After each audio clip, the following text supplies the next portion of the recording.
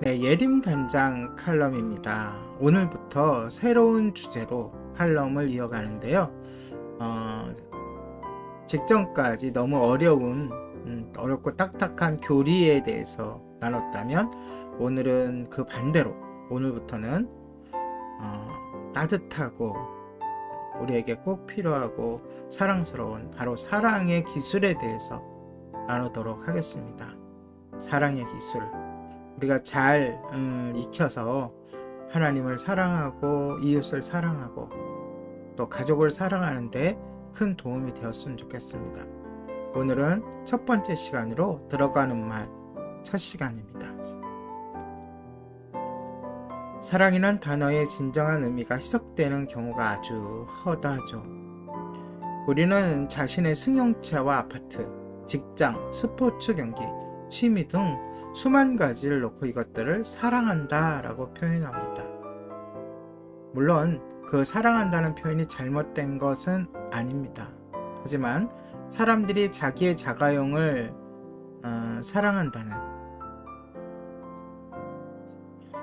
사랑한다는 말은 대체 무슨 의미일까요? 대부분의 사람들은 이 자동차를 사랑합니까? 라고 물어보면 그럼요 라고 대답합니다. 우리는 사물을 사랑하는 방법과 하나님과 사람을 사랑하는 방법과 혼동합니다. 그렇게 올바르지 않은 방법으로 사랑을 할 때 우리는 좌절감을 느끼고 실패감에 사로잡히게 됩니다.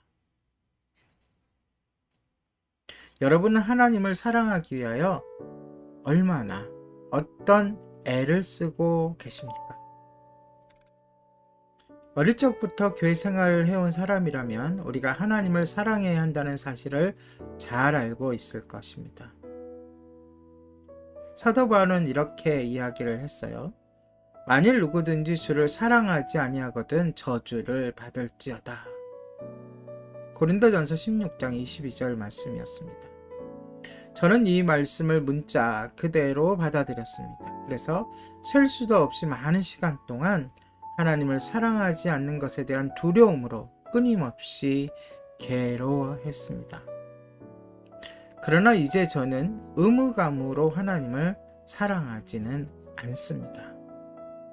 하나님의 긍휼하심, 능력의 말씀, 용서, 나를 향한 세밀한 보살핌, 내게 주신 은사들과 나를 위한 중보하심, 예수님의 죽으심과 부활을 알게 되면서 주님을 마음속 깊이 사랑하지 않을 수 없게 되었습니다.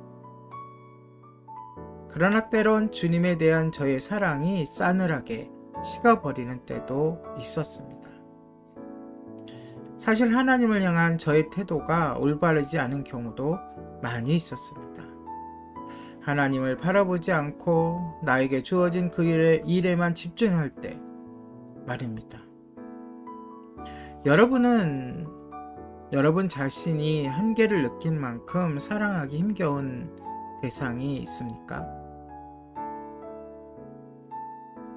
사실 우리가 가장 사랑하고자 갈망하는 사람들이 가장 사랑하기 힘든 사람들인 경우가 많이 있습니다. 제가 알고 있던 한 부부가 전형적인 예에게 잠시 소개를 합니다. 그 부부는 사랑과 증오의 관계, 다시 말할게요. 사랑과 증오의 관계로 엉킨 결혼 생활을 하면서 결혼을 유지하고자 발버둥 치고 있었습니다. 그들은 서로를 사랑한다고 말했지만 상대와 원만한 부부 생활을 할 수가 없었습니다. 그들은 툭하면 서로에게 싸움을 걸었습니다. 여러분은 자신과 가장 가까운 아내와 남편과 자녀, 그리고 형제 자매와 직장 동료를 왜 사랑하기 힘든지 그 이유를 알고 싶지 않으십니까? 사실 앞에 말했던 그 부부는 바로 저와 제 아내입니다.